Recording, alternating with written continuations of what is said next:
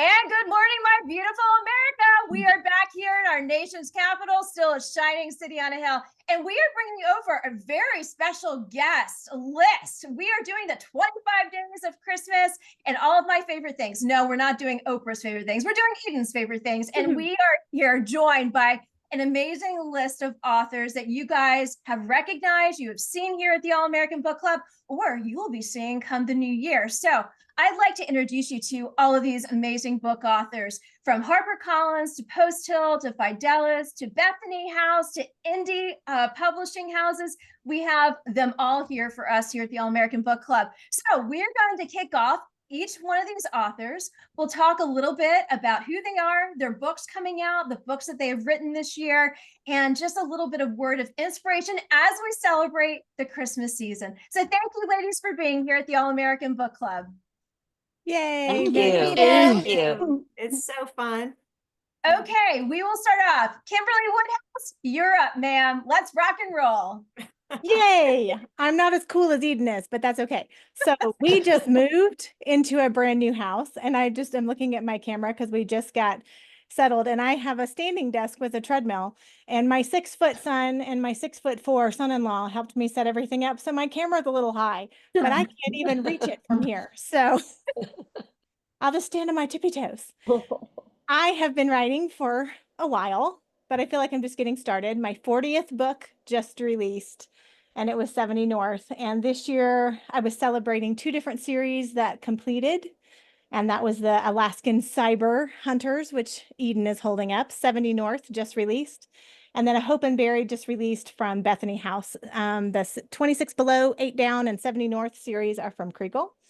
And a lot of characters die. Oh, It's a thriller. So there's a lot of stuff that happens in there, but it's a great cyber series. It's probably one of my favorites so far. That's been a lot. And I wanted to share first because Eden and I are so connected. My shoes. I was wearing them today, but they're red and green, sparkly, just because Eden and I love shoes. But on a serious note, a reading book that I absolutely love at Christmas is this one right here, which is Unwrapping the Names of Jesus by Asherita Choo-Choo. It's an Advent devotional. She is one of my favorite people. I love her. She's a dear friend. It's a wonderful book. And so that's a book that we go through every year. And another tradition that we have is I have this massive Christmas village that takes days to set up.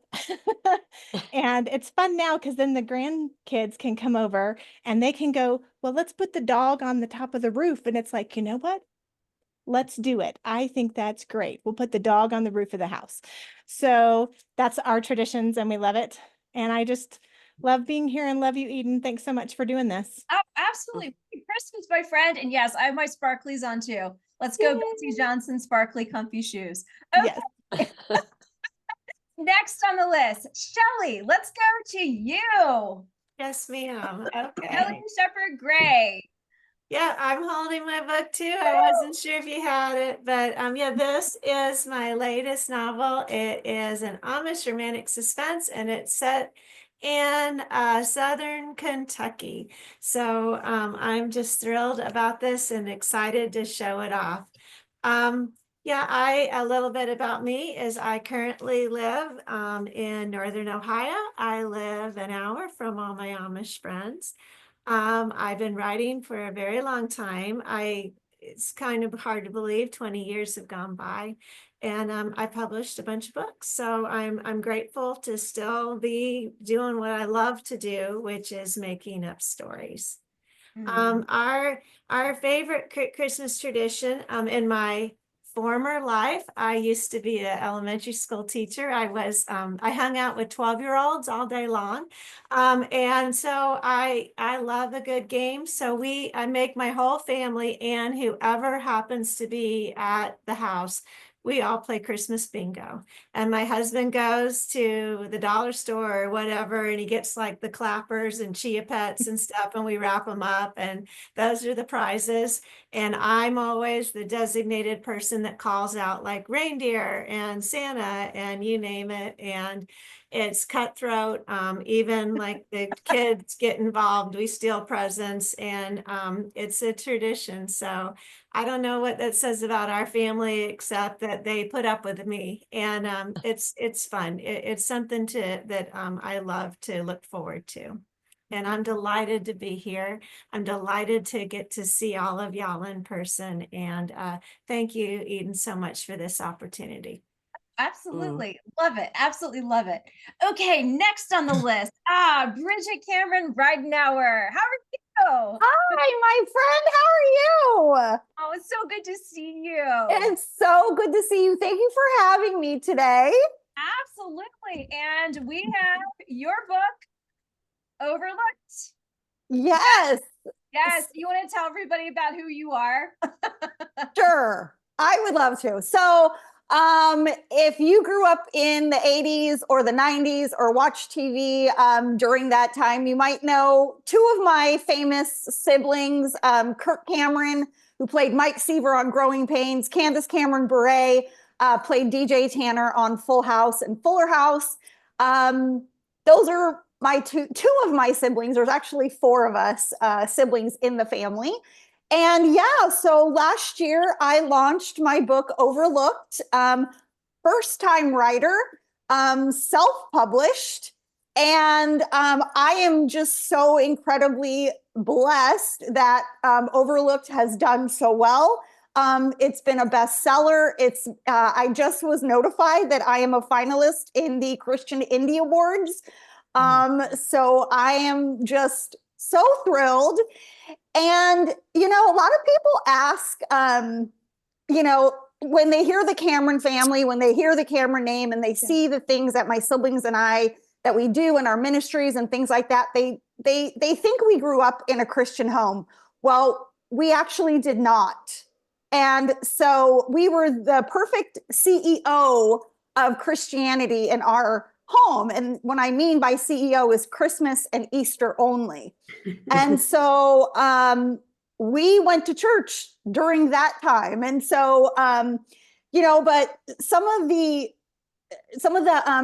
you know, fun memories and things that I have growing up, my mom, some of the traditions my mom and dad would do was we would wait at the top of the stairway of our house. Us four kids would just wait, and we'd be so giddy to come running downstairs. And my mom would be like, "No, you can't." And she'd come out and she'd turn the Christmas lights on and turn the Christmas music on and get the hot chocolate going and, you know, all of those things. And so I've kind of implemented that in my tradition at home with my three kids.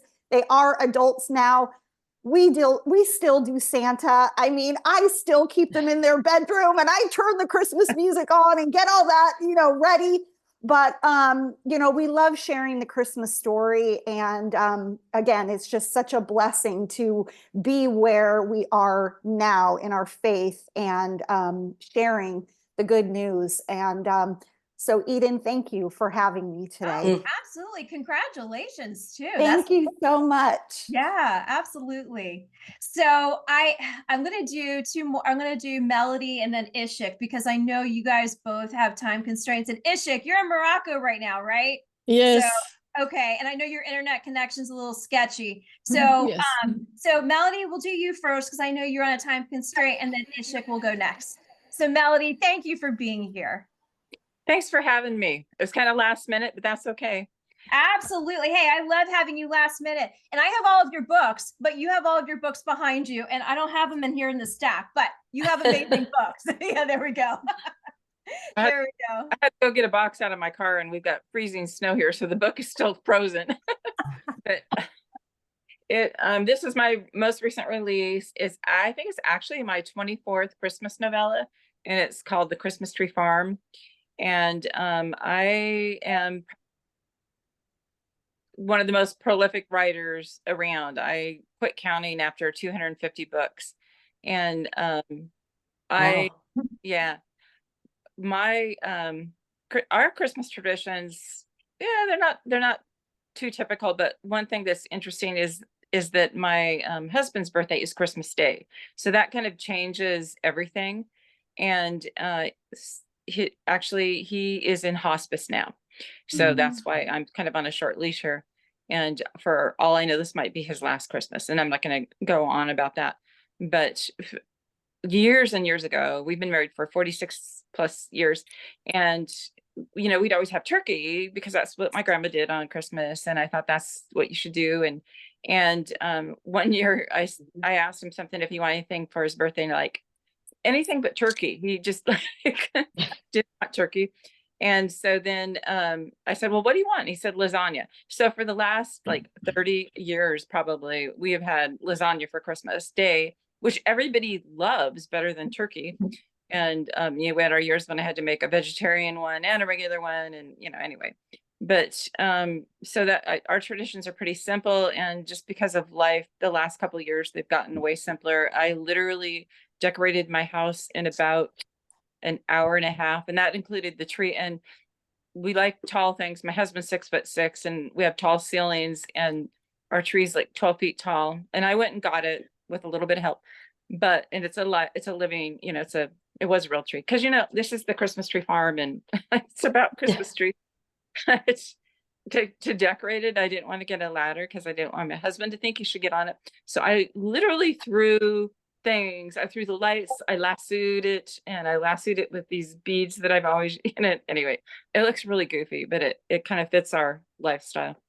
But anyway, the book, The Christmas Tree Farm, if anybody's interested, it released it this fall, and it is about a gal who comes back and she wants to rescue a farm. We had a really bad burn here in Oregon that destroyed just miles and miles of river footage, and including some Christmas tree farms. And I had to drive this stretch of the river quite a bit right after, kind of during COVID, and long story, but I kept thinking about people's lives. And of course, a book was born out of it. This gal comes back to rescue the family Christmas tree farm, but her sister, who's been kind of holding it together, barely, wants to let it go. And one's planting trees, the other one would like it to burn to the ground, kind of. And so they've got a little sibling thing going on. And then of course there's a next door neighbor that they both like, and it's interesting story about family, forgiveness, restoring a Christmas tree farm.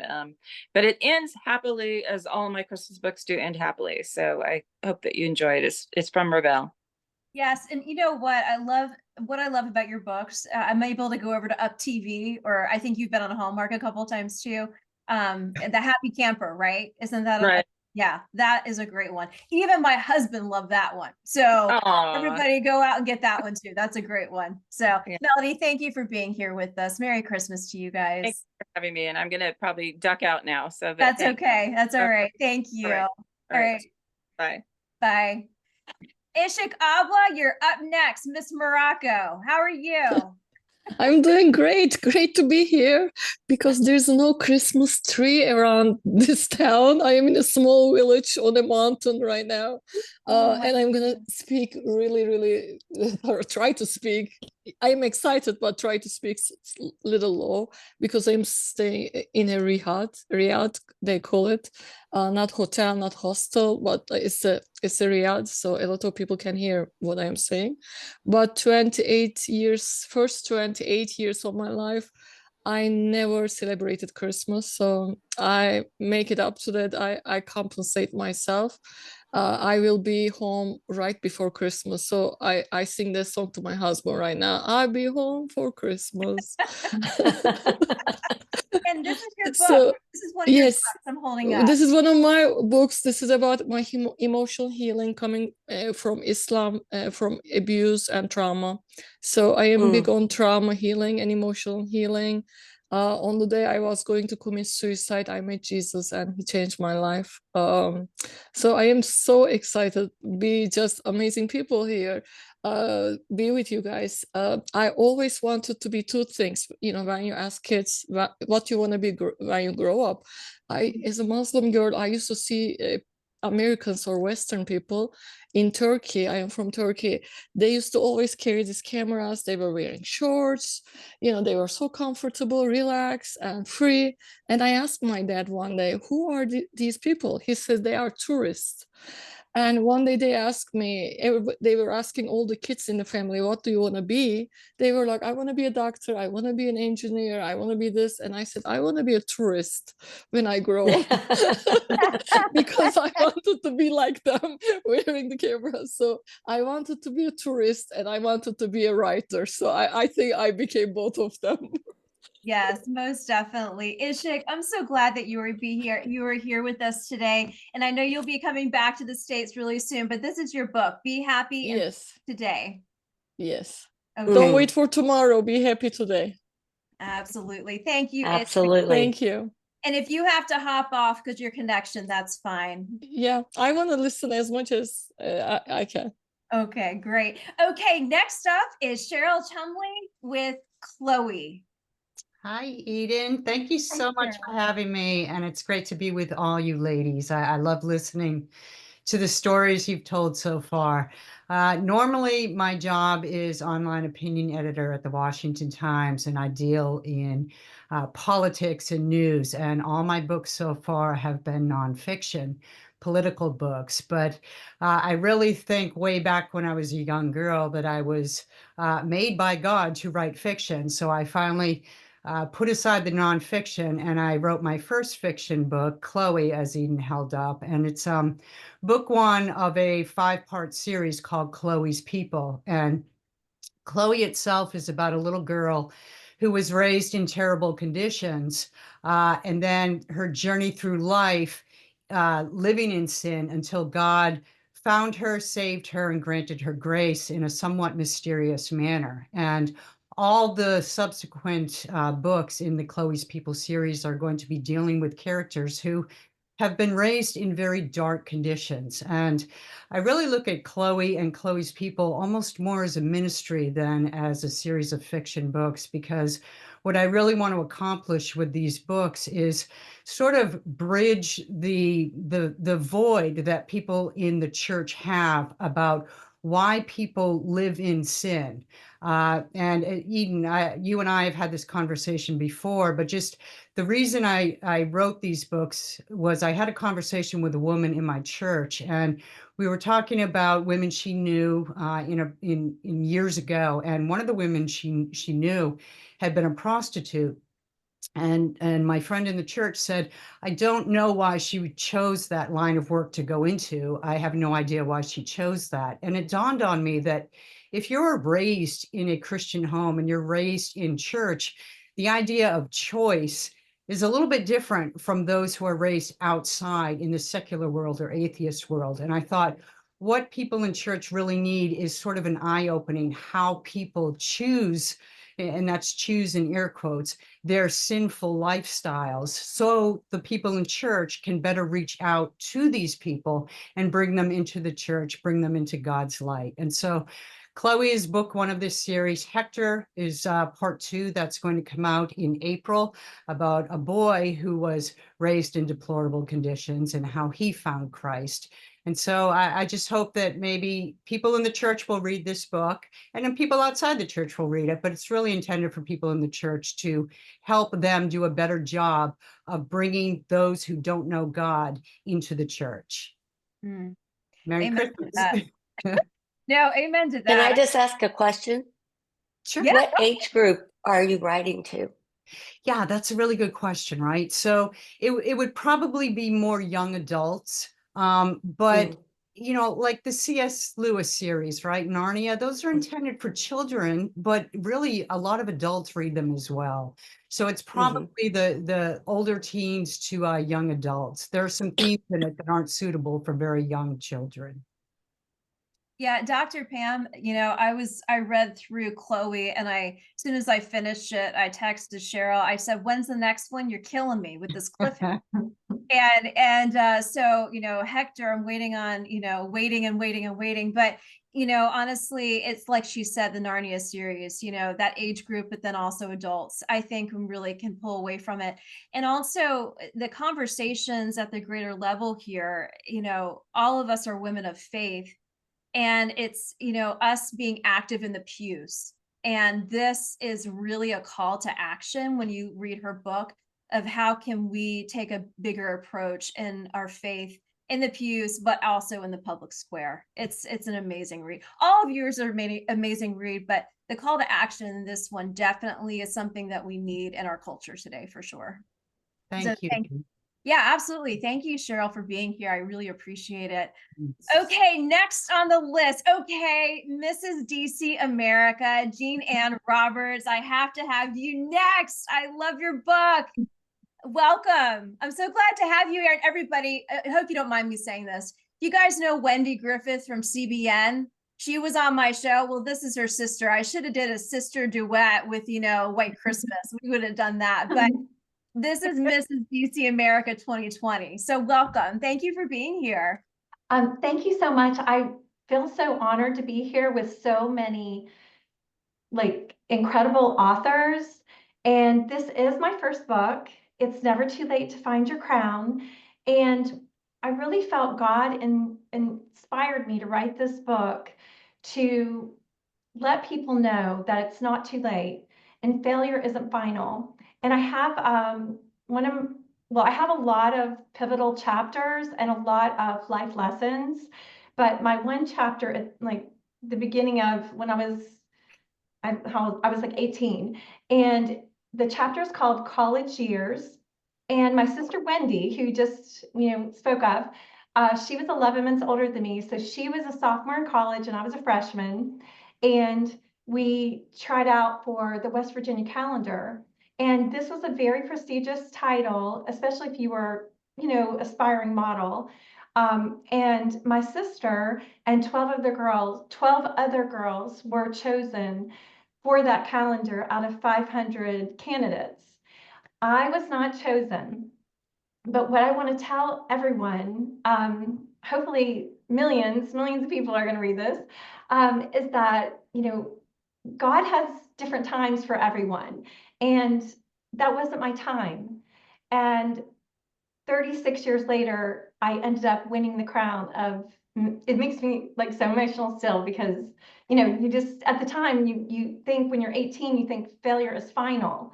But what I want people to read and learn from my book and my life experiences, because I've had so many failures, and thank God, I've had so many successes, but it took a long time to get those successes. And, I just, want people to also know that God sees our buried dreams. Even when we've forgotten them, He will bring that dream to you when it's your time. And so my book, also, it's for ages 13 to 93. And I really it's a Christian book. I want to reach the masses, but I just didn't feel like my daughter is she just turned 16. And last year I was looking for an Easter book for her and there was nothing. So now for anyone that you might know that is in that age range from, teens and beyond, this is a really good book with a lot of life lessons. So hopefully I didn't say too much, didn't talk too long here. No, you're great. You're great. I'm so glad to have you here. Thank you. And your book is great. So thank you for being here and a part of this crew. Okay, next on the list, Pettrey. Hey guys, thank you so much for having me, Eden. I appreciate it. Always wonderful to be here with you. So, thank you. So yes, my book, One Wrong Move, is my latest series. It's about a family of private investigators raised by con men who in turn come to know Jesus and bust cons for a living. And my 14th novel, I'm in awe of all these women with 40 novels, 250 novels. I'm feeling a little intimidated, but 14th novel is going to release in April and be book 2 of that series. And our family tradition is the day after Thanksgiving, we start Christmas. We just start really early. Christmas music goes on in the car on Thanksgiving when we're driving to family. And all growing up, my oldest daughter, it was like torture to her. She loves Christmas, but not Christmas music. And my younger daughter thought it was hilarious that she didn't like it. So she'd always prompt us to play it. So they still have little quibbles about stuff like that. But we start the Christmas music And then the day after Christmas, we pull out the tree, we decorate the tree, we watch Christmas movies, we have hot chocolate and marshmallows and put lights up. It's just like a Christmas festival. And I've always let my kids open one present early. And so we all do that. We open one present early, and then it's got to wait for the rest of the month. So that's a special day for us. And this year is kind of a little different. We're in an Airbnb this year for reasons related to a hurricane. And so we still got a tree, and I was inspired by somebody who had a snow-covered tree, beautiful, sitting behind them.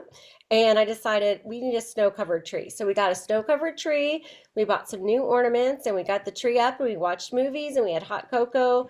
Grandkids helped out. It was a wonderful time. So we're just really grateful this year, and I'm happy to be here with everybody. I'm really inspired by all these women.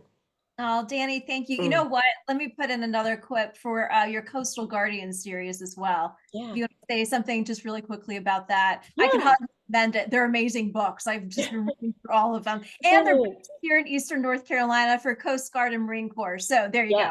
Absolutely. Is that good? That's great. Thank you. You're welcome. You're welcome. No, that sounds good. Okay, next. Oh, Madeline, you're here in Eastern North Carolina. Let's talk about your book. Yeah. Well, first, thank you so much just for like welcoming me here and just allowing me to be a part of this. I'm just so encouraged by all of you guys and what you have written and the number of books that you've written. I'm a first-time author. I'm self-published, and my book is Fruit of the Spirit Just for Moms, and it is a 9-week devotion that goes through the 9 fruits of the Spirit and how, as moms, we have to cultivate that in our home, and we have to, really encourage and be an example for our kids to see the light of Jesus. And so that book just kind of carries us through that. And it carries us through that, and it gives little prompts of things that we can do with our kids and in our home that just encourage us to have the characteristics of Jesus.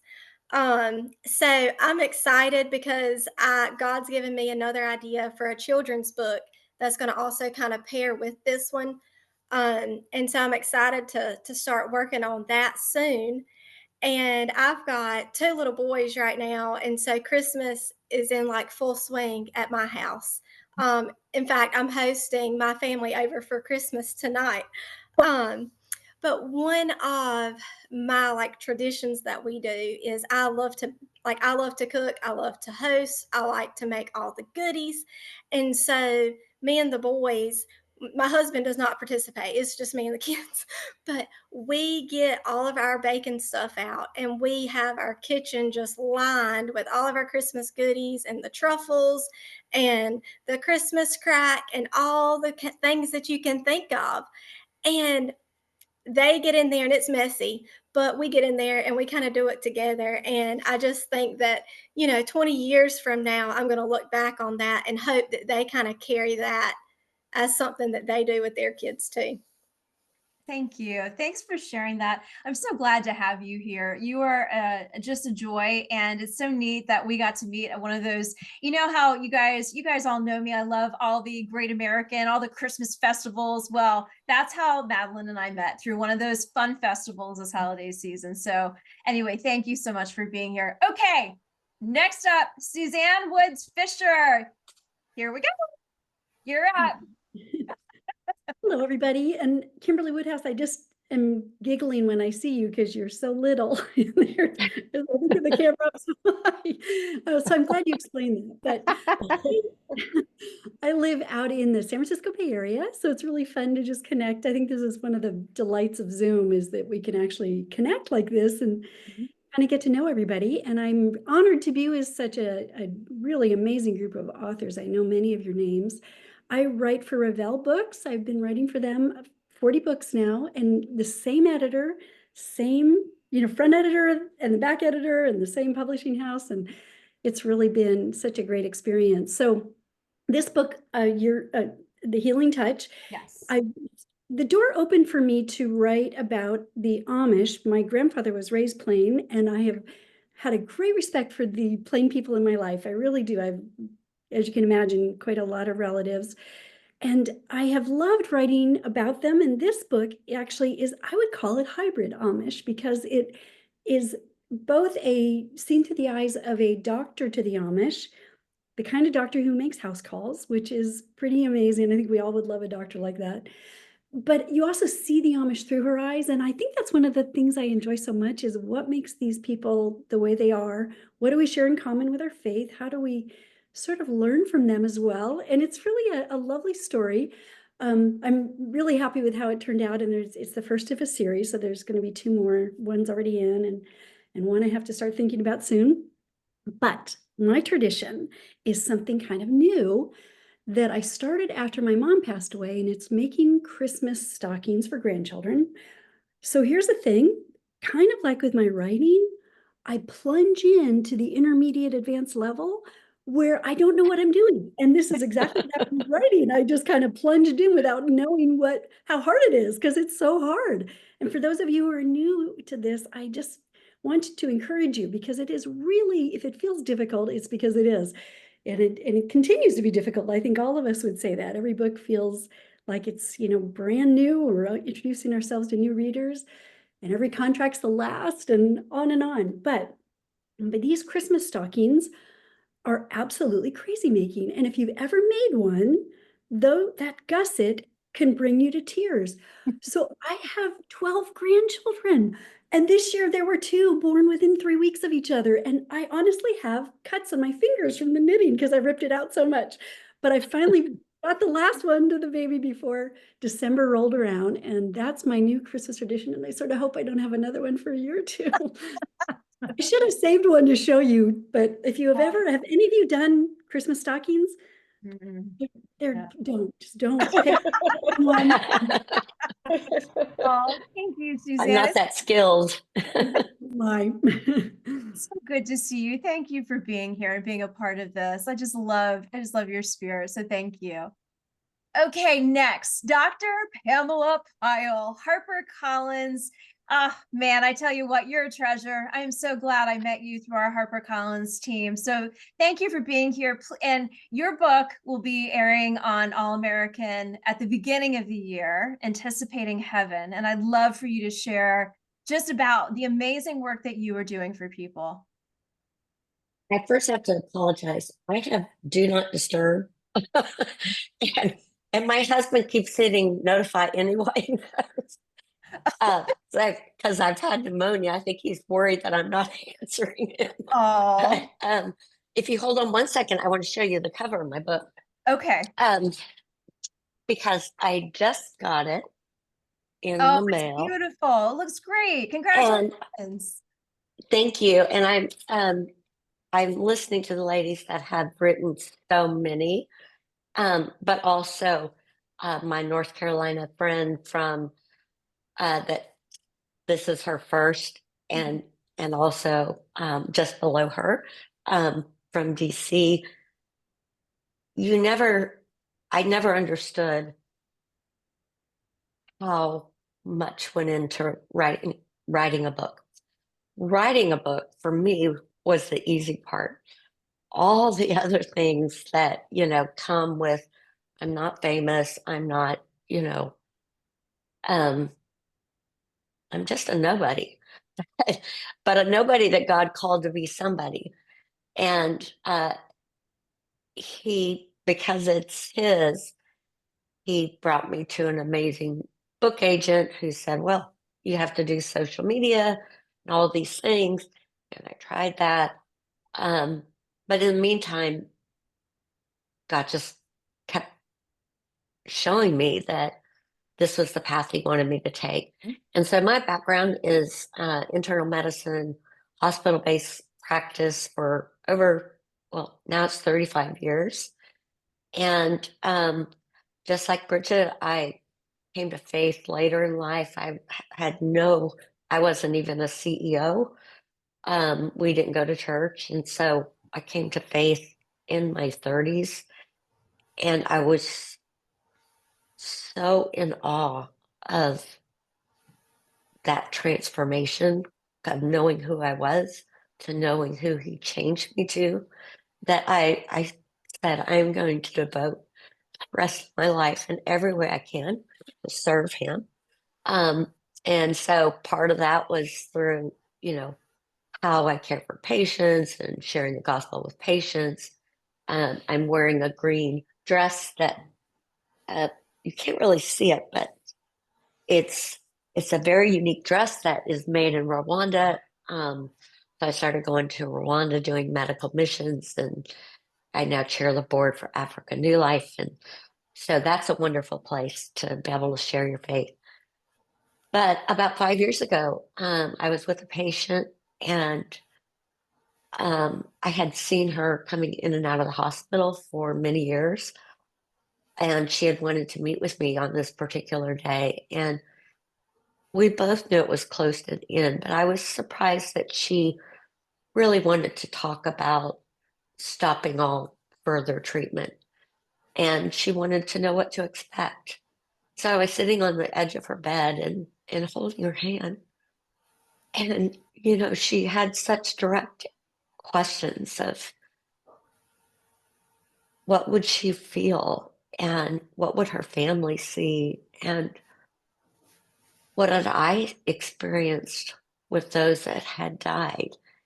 And in that moment, I just began to cry because I knew how much I was going to miss her.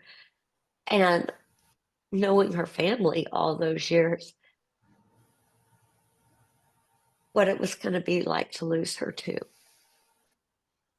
But in that moment, she grabs my hands and it with strength that is beyond what you would expect. She says, it's okay. It will be a good death. And ladies, it was like God spoke those words to me. Because I knew from our conversation that she was confident of her destination. And that's what gave her that ability to say that. And it actually was the day before she died. But the phrase a good death and what is a good death, and beyond knowing our destination, could we help people when they are first faced with a serious diagnosis?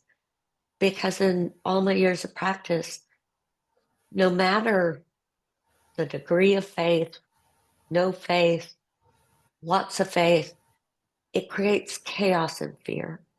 And so part of what I felt God calling me to is to speak into the life of the person who first gets a diagnosis and say, it's okay that you're fearful. It's okay that in this moment it seems chaotic. It's okay. You're not losing your faith. And I didn't think I was writing a book. I just started out really journaling, and I'd never written before. I took one English class in college because I had to. But I really began loving writing. And so I started writing for newspapers and magazines, and ultimately wrote a book, not knowing that for most people, you don't write a book and then go look for a publisher or an agent or anything. I thought, okay, I've written this book. It's going to be so easy from here on out.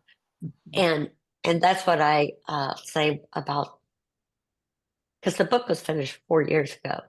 The journey has been God revealing his faithfulness in the intimate moments when I thought, what am I doing?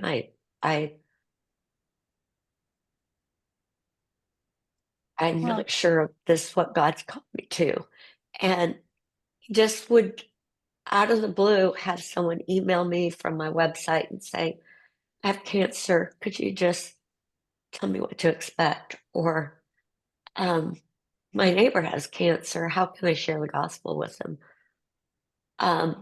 So those are the things that like fill me up, that kind of experience. I had that one-on-one with patients, but I knew that I wanted to be able to impact more people, which is why I wrote the book. And it was originally called It's Okay, It's Going to Be a Good Death, but with a lot of talk with a lot of people, it then became Anticipating Heaven. And it's anticipating heaven, and it's a written faith forward for the Christian, because I always wanted to speak to this understanding that in your faith, you know, there are things you're going to feel that is not a lack of faith. It's okay to be angry sometimes at God, and God can handle that. You know, David was angry at God a lot of times, but he was a man after God's own heart. So speaking into that, and I just walk with the practical things. Okay, these are the questions to ask. This is what to expect at the hospital. These are your rights.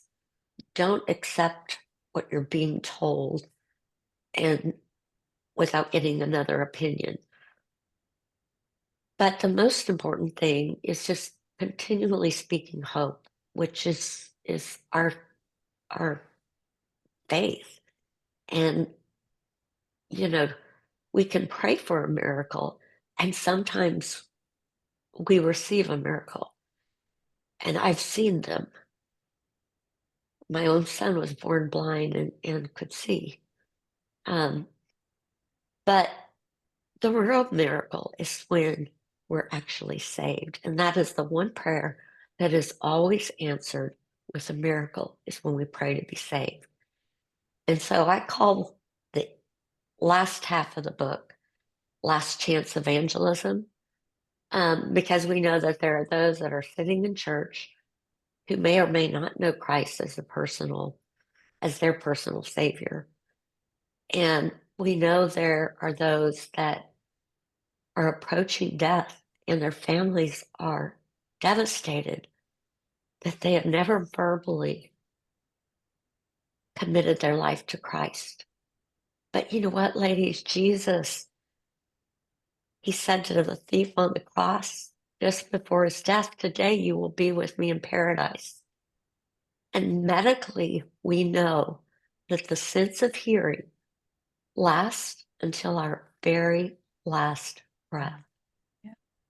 And so my husband came to faith in an unconscious state, and he saw death, and he had grown up in the church, but didn't have a relationship.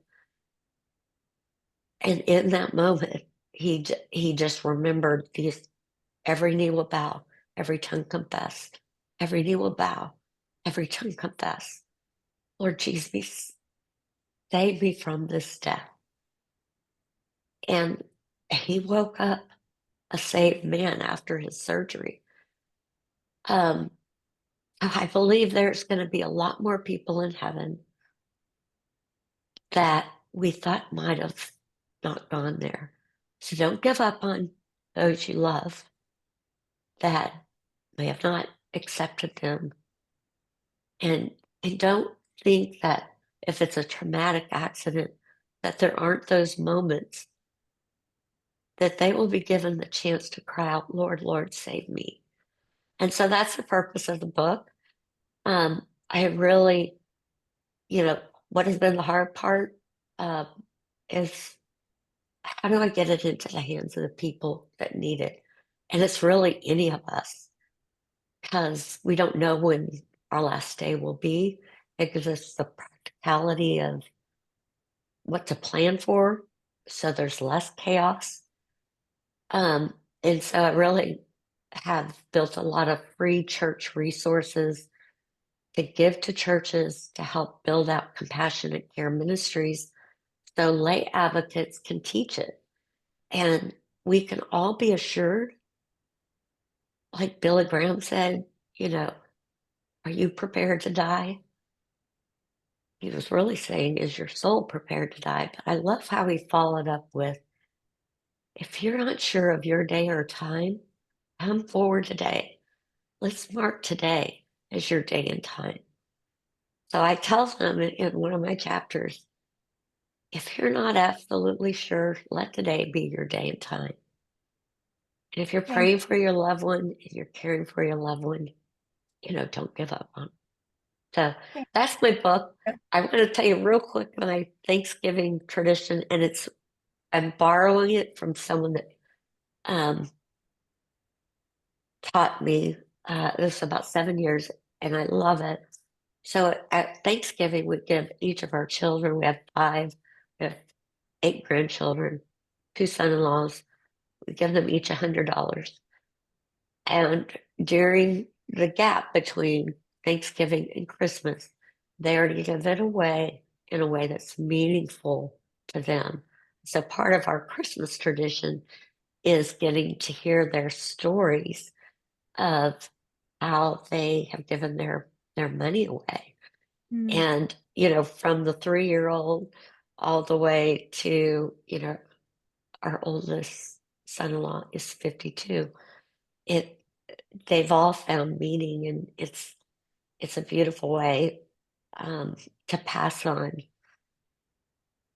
a lesson that was taught to us is the power of giving. And I know you ladies have it in such beautiful ways. I'm so honored to be even on this call.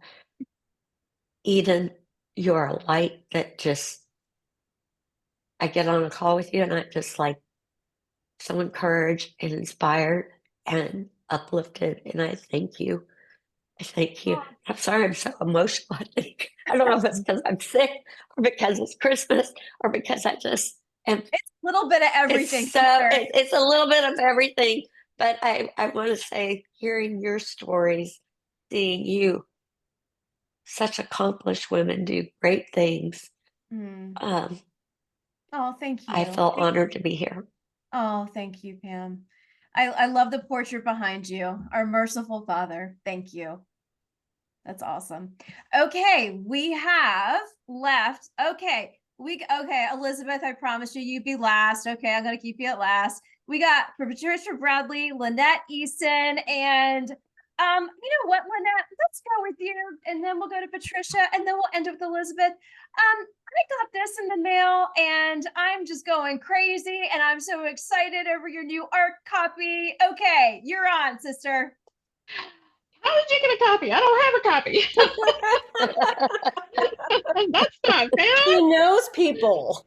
My gosh. Serial burn. Well, first let me just introduce myself a little bit. So I'm Lynette Eason. I write romantic suspense and I write for Revell. I've been doing that for about almost 20 years now. Goodness, I feel old. And it's just I used to be a special ed teacher, and while I loved the kids, I hated the job. and so I turned to writing just to see if I could do it. And my husband was gone a lot. I was basically a single mom with him traveling all over the place with his job, and so I was lonely too. And I just decided that I was going to see if I could write a book. And it wasn't published. It will never be published. It's terrible, but it was a learning experience. So 5 books later, I got the call from Harlequin's Love Inspired Suspense line, and that was my first book. And I think Serial Burn is number 67, 68, something like that. I'm not sure. But I've been doing this for a while, and it's turned into a really good hobby. Great hobby. We all love it. I tell you what. Yeah. Well, thank you. No, it is my occupation now, obviously. So, yeah. So I, like I said, I write romantic suspense, and Serial Burn is book 3 in the Lake City Heroes series. And book 1 was Double Take. Book 2 was Target Acquired, which I kind of thought I would be talking about. I didn't know I was going to be talking about Serial Burn, but that's okay. But Target Acquired was book 2. All 3 of them are great. All standalones, right? But then you just keep dying for the next one. So there you go. Yeah. Thank you for that. Yes, and so really, Serial Burn is about, as you might tell from the title, is about an arsonist. And the heroine, Jocelyn McCormick, when she was 7 years old, her house burned to the ground and it killed her two younger sisters and both of her parents. So she grew up with an aunt. But she grew up when she was old enough to realize that somebody had done that deliberately. It really, I can be funny here and say, lit a fire into her to go and go into this profession and become a fire marshal in this town where this happened, and because the killer's never been found. And so, first and foremost, she wants to find the person that did this to her family. And secondly, she wants to make sure that it doesn't happen to anybody else if she can, or, if at least the person, if he does this, doesn't get away with it. So it's all about justice for her. And so the hero is an FBI agent. His name is Nathan Carlisle, and they know each other when the story opens. But they don't know each other really well. But they start working together because whenever a church is burned, and that's the first thing that was burned in this story, it's considered a hate crime, and the FBI investigates hate crimes. So he's brought in, and they work together. And let me guess, there's romance in there too. A little bit of romance, a little bit of suspense, right? Right? A little bit of romance, a little bit of romance. It's so funny because I am not like the most romantic person, and so I get through the story and I've written all this suspense and action and kill people and blew things up, and I get back and oh yeah, they have to fall in love, and so I have to go back and weave all that in. Oh yeah, my husband's way more romantic than I am, so I know, it's poor guy. And so anyway, so that's kind of what the story is about. It's not a Christmas story. It's funny. I used to write Christmas stories all the time with Love Inspired, but I really haven't written a Christmas story for Revell. I think I might have to do that. But anyway, doesn't matter. You can still enjoy it over your Christmas break, whatever. Yes. The stack of books for all of you guys is right next to me, and I can't wait to shut off the phone, shut off everything, and we're going straight into the books. So if you don't get any responses from a text message, that's why everything's shut down. So there you go. So on that segue, I want to segue into Patricia, because Patricia and Lynette, your books were the first ones that were given to me from Karen and the whole team. And then came along Elizabeth, and then Shelley and Dani and the whole crew. So I am now going through Deadly Revenge, Patricia. And yes, so talk to us a little bit about that, and then we'll wrap with Elizabeth Goddard. Okay, very quick before I go, for Pam, I have a story if she writes another book. I have a friend on hospice, and not long ago she had an out-of-body experience, and that she had a heart attack, and she could hear her husband talking, and she was going toward the light, and she gets about halfway to the light, and God tells her she can't get in, literally. And she didn't want to go back. She said, but I want to go home. And she got better, and so she is telling everyone this story that comes that she has a lot of she's on hospice, and she has nurses in and out, and she said, I think I'm supposed to tell people because so they won't be afraid, because that was the most wonderful experience for me, except having to come back. So but if you ever write another book, and I want to go to Madeline's house because she has troubles. So okay, now Deadly Revenge, which when I wrote it was Deadly Vengeance. Almost every podcast I did just before it came out, I kept referring to it as Deadly Vengeance. So they would have to go back and make a correction. It is the second book that came out for me this year, and the other one was let's see, I got my thing on. There you go, Fatal Witness. And so it's the third in the series, and I write for Revell. I just turned in my 18th book since 2013, and because that's all I've done is write. And but it's I love this story. Most of my stories are set in Mississippi. Some of them around Memphis, some of them in Natchez, which was great. I'm going back there. I love that town, but for some reason I wanted to go to the mountains. plus wanted to go see my sister who lives in the mountains. So I decided I would set it there. And this is set just outside of Chattanooga. And it's I love it. I love Pearl Springs, which was supposed to be Pearl River in Mississippi, but it's not. I made up a river. I made up a town because I was tired of trying to figure out if this restaurant's on this street or what. So I made up a town, and I'll never go back to real again. It's too hard. Well, Patricia, I absolutely love your books. I mean, between Lynette and Patricia and Irene Hannon, who's not on here today, but you guys all have like this psychological thriller thing to your books. And I'll have to tell you, I'm speaking for Irene today, but I remember when I had her on one of the shows, and I said to her, I was like, I picked up your book, I started reading it, and it scared me to death. And I'm like, I had to put it back down. And then I was like, well, wait a second. I have to go back and finish reading this. And I told her, she's like, yeah, I am very much an Alfred Hitchcock, if you will, and a lot. But Lynette and Patricia, yours will remind me a lot of that same space. All of your characters, I love the female characters, the strong female characters, which you guys all do so well.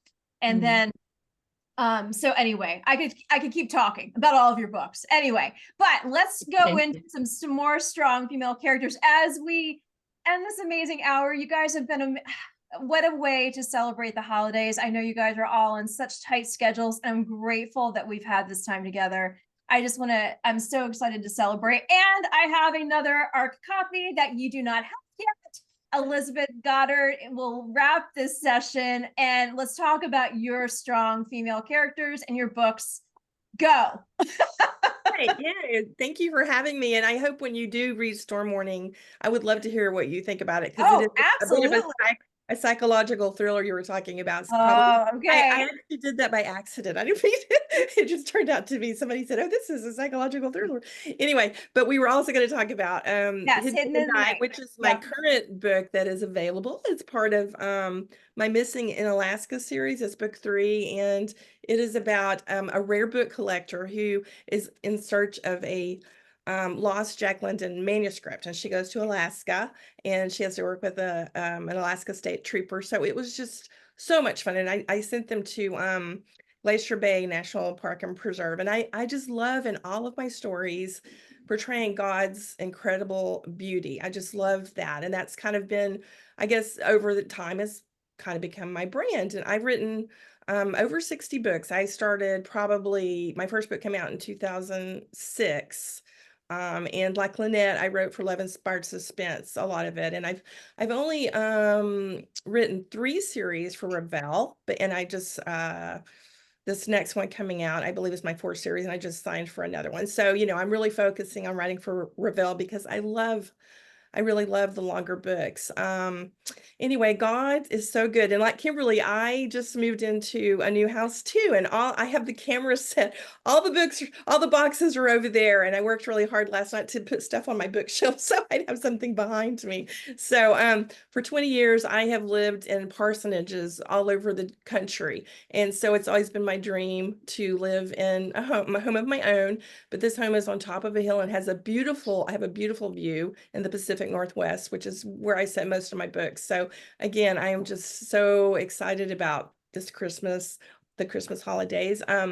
For family traditions, we would always go to my mom and dad's house, all of us, you know, for 50 plus years I spent with them. And then my mom died in 2016 and everything changed. And so I think it's always a good idea to have your own, you know, develop your own traditions with your family. But it's just all about Christmas morning for us. And just, I mean, it's just a huge extravaganza, as you could say. And if there's not enough gifts, my mom would insist that we go get more. You know, it has to look just right. So that was a lot of pressure. And I did want to talk to Suzanne about the stockings, because this stocking is like, this is like 81 years old, but my grandma would always make all the stockings. This is my mom's, and then my stocking, you know, is as old as I am, that she made. And I've never seen any of these stockings anywhere, but my mom would make all the grandchildren, you know, everybody's got their stocking like this. And recently I was in a friend's home and she had the same kind of style. I'm like, what are these? Where do these come from? She said, oh, it's a German tradition. This is my family. You're German. And we've always done this. And I don't know if you guys have seen any stockings like that, but I don't do that. My mom's gone and no grandbabies are those stockings now. I'm sorry, because yeah, that's just way too much. So anyway, I am excited to be here. Thank you for having me. And I know with Storm Warning coming out, that is the new book that you just showed that I don't have a copy of. It's my brand new series, Hidden Bay, and it's set on the Washington coast in a storm watching lodge, you know, crashing waves and the storms coming in, and where people have come to hide. And it's, again, more of a series. It's a psychological thriller series, and I'm very excited about that. And Revell has great pre-orders for their books and gifts, and you get stickers and book plates, and I'm giving away stuff. So I hope you guys will check out my books. Thank you for having me. Oh, absolutely, you guys. I'm so thankful to each and every one of you. Elizabeth Goddard, Dani, Pettrey, Shelley, thank you. Madeline, Bridgette, Cheryl, JeanAnne, Suzanne, Pamela, Patricia, Lynette, Kim, and everybody else who's tuned in here. Thank you so much for joining the All-American Book Club. We want to wish you, each and every one of you, a Merry Christmas, and hop over to all of our social sites to click on any of the books that you heard from today that you want to go buy and get overnighted by Amazon. Thanks to Amazon. Until then, you guys, Merry Christmas. God bless you. And we'll see you next year. Merry Christmas. Merry Christmas. Bye. Thank Bye. you. Merry Christmas.